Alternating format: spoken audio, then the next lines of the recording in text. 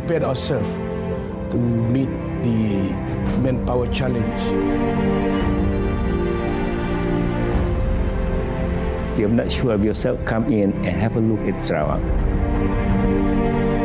Try our best to make sure that whatever investment they have are well looked after and well protected. Sarawak is the place to be.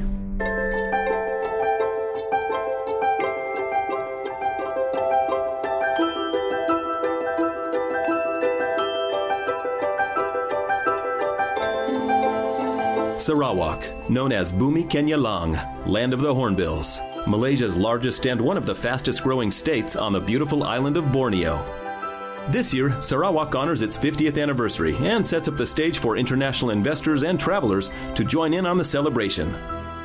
Sarawak has it all: vast natural resources, a strategic location, outstanding investment opportunities, a stable government, and unique natural and cultural tourism attractions.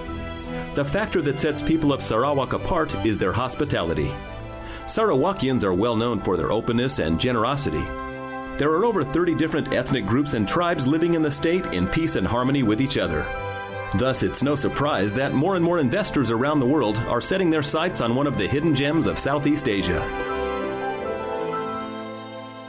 The state went through amazing developments in the last 50 years, especially in the field of transport infrastructure. I would describe Sarawak as the state that must make a big leap or it will be left out. That's to summarize the thing.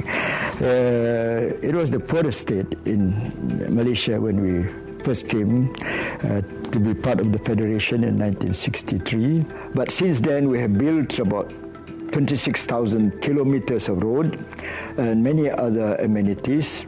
Of course, the coming of the better connection through internet and other things has opened up the country very fast. Sarawak's economy has traditionally been based on mining, agriculture, and forestry, but the state is successfully pursuing an ambitious diversification program. The target is to create world-leading high-tech, value-added, and renewable energy activities in order to transform Sarawak into a high-income economy by 2030.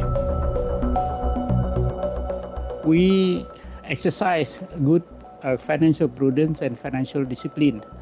And we're very, very happy through doing so, because when the project is being planned, we plan it properly, implement it properly, monitor it well, and with internal auditing in place in it. So this will minimize wastage. And at the end of the day, we're very, very happy.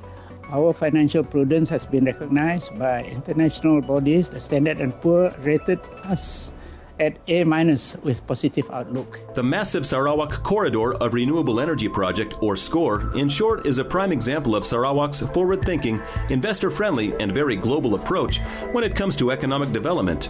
Taking advantage of the state's abundant energy resources, SCORE has already attracted several billions of US dollars in investments and is expected to help boost Sarawak's GDP growth to 10% per year. SCORE will enable us to play a role in producing and accepting some of the intermediate heavy industries, which requires a lot of energy to come to Sarawak, and we become part of the supply chain in this world trade. For a long time, education has been a priority for the country's leadership. A clever choice because economic growth will increase the need for trained and skilled professionals to drive the future development of Sarawak. Thanks to a long-standing commitment in fostering world-class higher education and research, Sarawak now has prestigious universities in Kuching and Miri. A new University of Technology is being planned for Cebu Town, as part of continuing efforts to ensure that Sarawakians can meet the high demand for skilled workers under SCORE. By the year 2030, at least 100,000 more engineers and 500,000 workers with computer literacy and welding skills would be required in the state. Students can choose from a wide range of options, including innovative programs in cutting-edge technologies at several research-oriented institutions. I'm very proud to say today that Sarawak young people are very serious about education and very focused in ambition to do better. State government has got to, therefore, to think of education as an investment rather than simple expenditure like in the old days. And this means we have to think of areas of financing with partly government support and partly private sector. Sarawak is well on the way to achieving its goal of becoming Malaysia's richest state. With its many high-potential sectors, liberal investment policies, cost competitiveness, abundant supplies of energy and water, and a productive, largely English-speaking workforce, Sarawak has popped up on global investors' radar. The 2008 to 2030 development plan for SCORE focuses on developing the energy sector and targets 10 high-impact priority industries that will complement the development plan and also provide downstream opportunities for SMEs. So at the moment, the energy-intensive industries certainly play a more prominent role in the area where investors are coming. These are big and heavy industries. But at the same time, we are not losing track of the fact that there will be even more opportunities in the SMRs and SMEs in the future. I mean, once these big guys are already in production, we need to also consider the downstream areas where the SMRs and SMEs can also play their role. At the moment, these are the areas where the investors are coming. Investors in manufacturing can count on some of the most attractive incentives in the ASEAN region, including low-cost building, land, and tax exemptions. Companies involved in state-of-the-art emerging technologies and R&D can also benefit from particularly attractive conditions, and extra incentives are available to investors in a wide range of targeted growth sectors, from ICT and shipping to tourism and agriculture.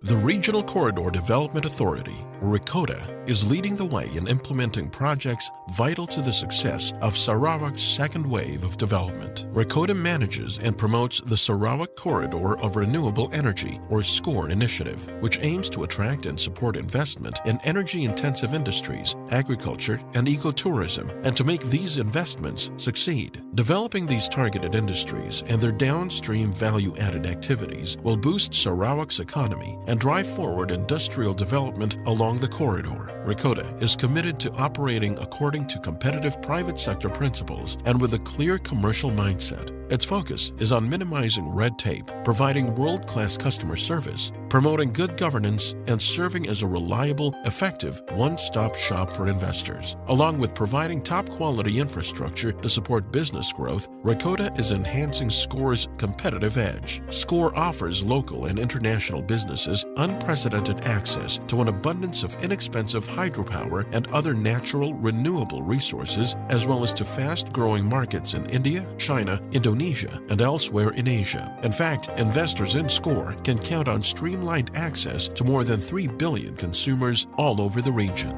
Thanks to the support of RECODA, investors in the SCORE initiative can make the most of the corridor's exceptional potential. RECODA, your reliable long-term partner in Sarawak. Protecting Sarawak's rich natural heritage is another mission for the government. A massive reforestation program is underway to ensure that Sarawak's economic development is truly sustainable and that resources on hand today will still be available tomorrow. Environmental assessments are also conducted for all new projects. In addition, the Sarawak Natural Resources and Environment Board plays an important role in enhancing and protecting the quality of the state's natural environment, including its plants, animals, and water resources. One example of how the Sarawak government tries to find a balance between economic interests and forest protection is the policy concerning the timber industry. When the timber industry came, we had to have a policy which will enable the government, as I said, to have a permanent revenue source, which means what we call then perpetual yield policy, but now refined into what we call sustainable management policies, which works quite all right. Most of the timber people have diversified into other business activities. We have, I think, allocated about roughly 6 million hectares of the Sarawak surface for preservation as one permanent forest. A rational water management plan is equally important for the state's sustainable development. The greatest assets that we think in the future will be supply of water and that we have to look after this to make sure we have a law which has got an integrated policy on the preservation of water through better care for its catchment areas.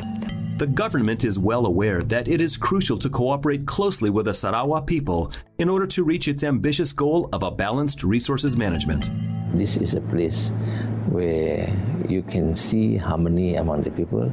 It's a place where the environment is well preserved, and you can see a place where the working relationship between government, people, and the civil service are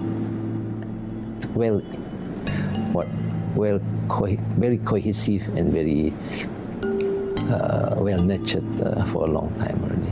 Sarawak has always been known to be a country or a state with a lot of resources, and we have been able to manage these resources well. But the resources alone is not enough to make sure that this country can be developed. We have to have the people. We are fortunate to have a good working, trainable workforce, and we have a lot of people that are ready to actually take up all these kind of opportunities, and resources are there. And the government is very aware of their responsibility to the people. So I think that's make what Sarawak a good place for investment. Due to its varied geography, biodiversity, and huge expanse of land suitable for cultivating many different types of crops, agriculture has been a growing industry in the state. A good balance between urban and rural development is essential for the government of Sarawak. The Sarawak Land Consolidation and Rehabilitation Authority, or SALCRA, was set up with the purpose of improving the well-being of the rural communities. SALCRA. We work to bring modern services to residents of rural areas while still protecting the authentic longhouse lifestyle. Through our partnership with Native Customary Rights Land, we make sure that our projects preserve traditional values and improve quality of life for rural residents. Our mission is to ensure prosperity, work opportunities, and more comfortable lives for the people of Sarawak. SALCRA, changing lives for the better. With the formation of SALCRA in 1976, we talk over to the landowners, people who have got land, but they by themselves are not capable of developing the land, so the land become idle and there is no economic activities and zero return from the land. And the government make a very bold step. I remember our priority is to go into areas where poverty level is the highest. So we started that. And throughout the 37 years until now, I'm very, very happy that we have managed to build SALCRA, build the human resource capacities, and work with the people and accepted by the people to the extent that we have got 18 estates now planted with oil palm. SALCRA. Through our commitment to community service, we have built schools, bridges, health clinics, and more in order to upgrade quality of life for residents of rural areas. Our work in developing Native Customary Rights land into commercial plantations is a shining example of corporate social responsibility in action. Our projects provide employment for rural communities and benefits for all stakeholders. SALCRA, changing lives for the better. SALCRA is providing know-how and technology to the rural population, which in turn is making the land they own available for development. It is a highly profitable cooperation. The native population can benefit from land development because one, they are shareholder, they are equity holder to the land development. They own 30% of the land development. Second, the area will become accessible from town. And third, they are workers on that. They are paid to develop their own land. And the fourth, the land is theirs now. There will be no dispute over that. So security on land is assured. Salcra has transformed over 123,000 acres of unused land into oil palm plantations and has many more projects in the works, from modern plantations to mills and downstream activities. Salcra's oil palm investments are paying big dividends for local residents participating in its project, improving quality of life, and generating new infrastructure and services. Our mission is to create thriving commercial enterprises for the benefit of local communities. Sarawak's leading agricultural subsectors are palm oil production and forestry. Sarawak has 1.2 million hectares of palm oil plantations and aims to add another 800,000 hectares to reach a total of 2 million hectares by 2020. The government is eager to support downstream palm oil activities as part of its drive to move the agriculture sector up the value chain. The next 10 years will be most challenging. Most challenging because we have built up our expertise, we have built up our capacity, we have built out through the mills, and then we have been rewarded with good performance in the mill, high extraction rate for oil, and pollution control, because we are very, very particular about pollution. And here, any affluence from the palm oil mill, it cannot exceed 20 parts per million BOD, bio-oxidation demand. This is how very, very concerned we are about environment. With some 124,449 square kilometers of land, Sarawak still has plenty of room for agricultural operations to grow without endangering the natural environment. Sarawak's timber industry is one such possible growth sector. The state's focus is on making it sustainable and environment friendly. Moreover, logs have to be legal and all movement is well monitored. Timber company Harwood was established in 1985. Initially, it was a trading firm, but Harwood was later authorized by the Sarawak government to monitor the distribution of logs within Sarawak and for export overseas. Well, timber industry is one of the major industries in the state in terms of providing employment opportunities, especially to people in the rural areas, and also to help in the building of the infrastructure and services, especially in the rural areas. And at the same time, it's one of the main sources of revenue to the state government. Harwood's core business is to ensure that the logs cut down by the industry, either for exports or for local processing, will be verified. We are the only one agency in Sarawak entrusted by the government to ensure that the logs have been legally and ethical, verified and endorsed, and to ensure that there will be no illegal cut down timber. Harwood Timber. Our name guarantees the quality of Sarawak's exceptional timber resources. A subsidiary of Sarawak Timber Industry Development Corporation. Harwood Timber oversees the distribution of logs within Sarawak and for export. Harwood Timber physically inspects logs, verifies quantities, and issues the Harwood Endorsement Clearance Certificate for log movement within Sarawak and Export Clearance Certificate for export logs, thus playing a crucial role in ensuring the proper chain of custody for Sarawak's timber. Harwood Timber also registers vessels allowed to transport logs by river. Harwood Timber has earned MS ISO 9001-2008 certification and has established a strong track record of providing world-class services. Harwood Timber. Our mission is to ensure the sustainable management and continued growth of Sarawak's timber industry.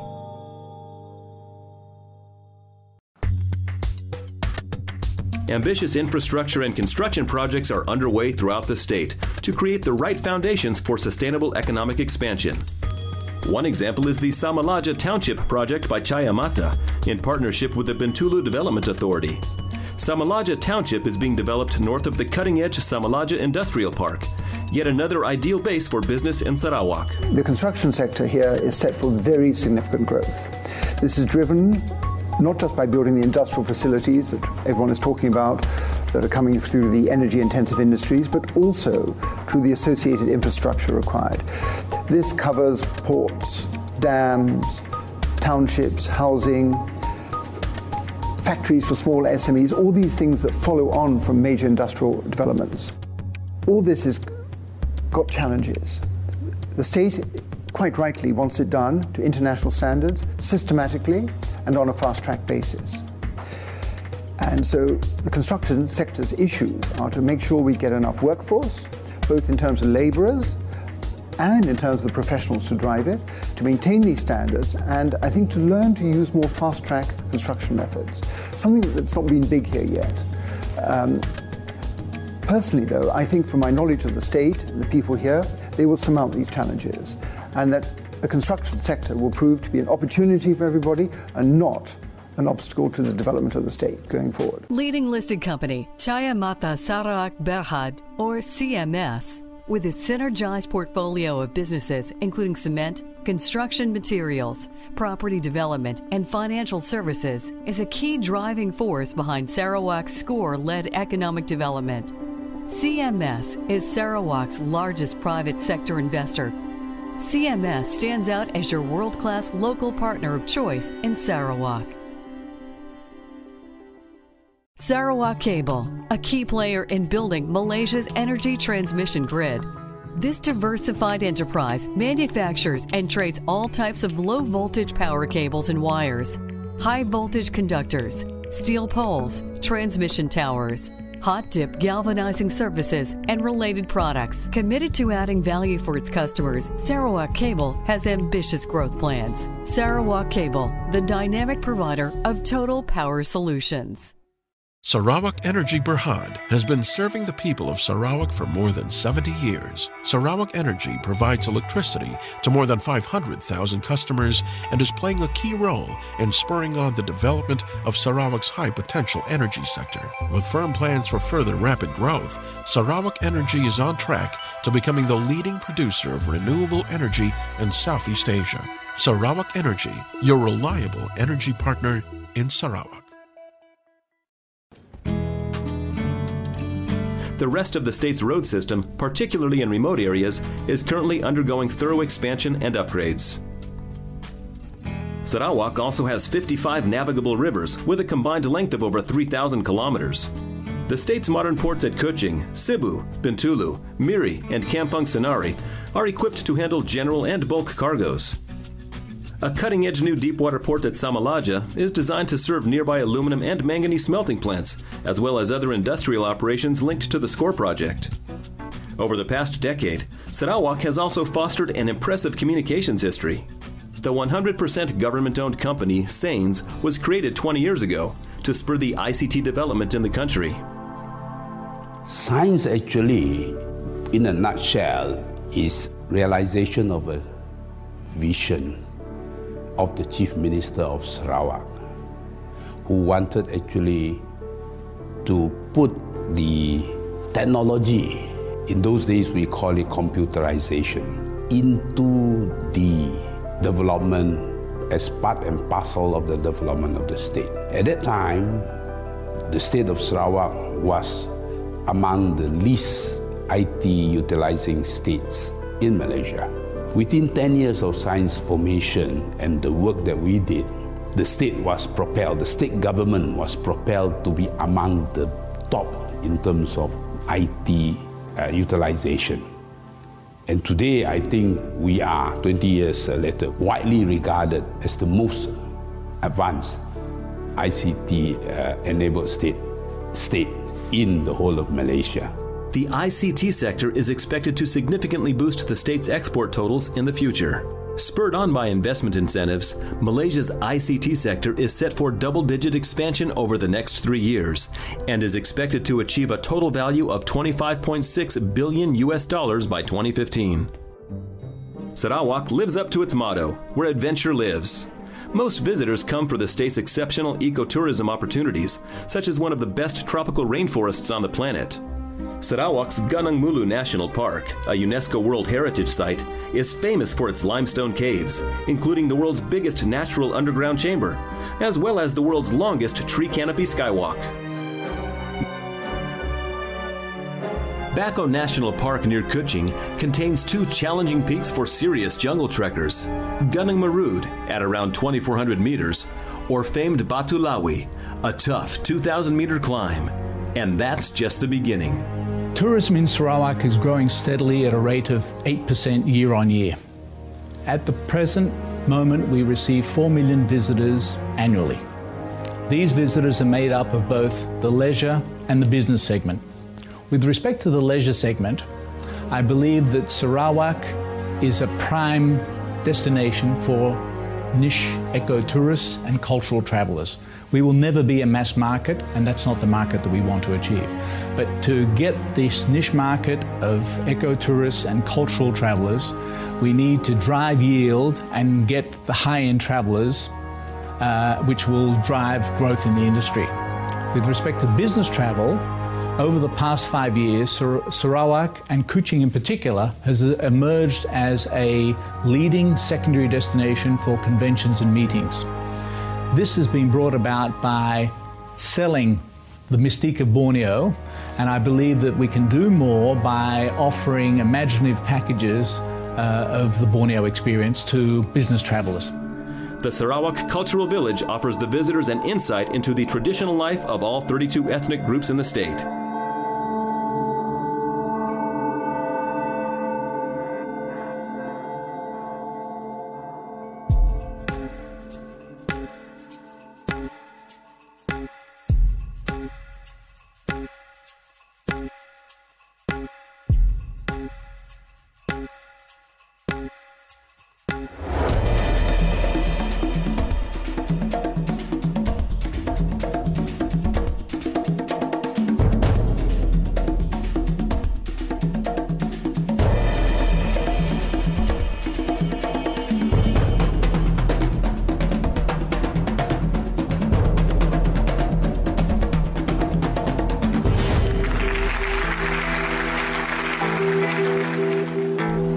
For city lovers, Kuching has many parks and gardens, a wealth of shopping options, a picturesque colonial central district, as well as a choice of luxury hotels and state-of-the-art conference and business services. Each of Sarawak's major cities has their own unique tourism attractions. Sarawak's hotel sector is booming, with many local and international brands represented. And the MICE tourism segment is definitely on the upswing as Sarawak hosts more global trade fairs and events.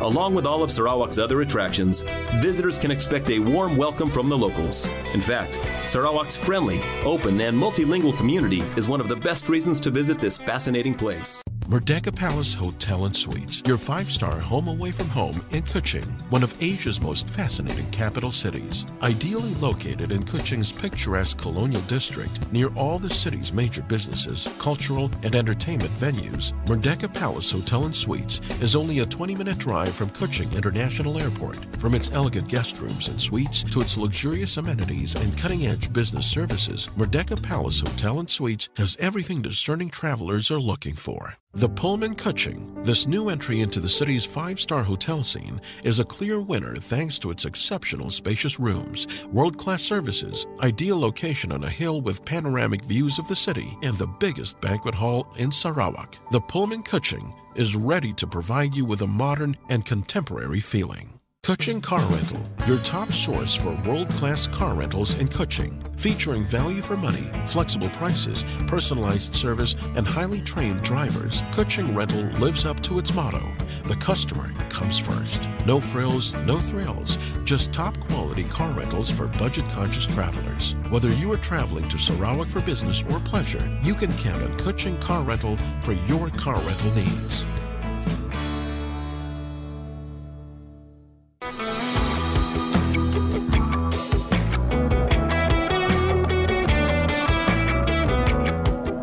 Breathtaking nature and cutting-edge technology, hospitable culture and a vibrant modern economy, exceptional business opportunities and jungle-filled adventures.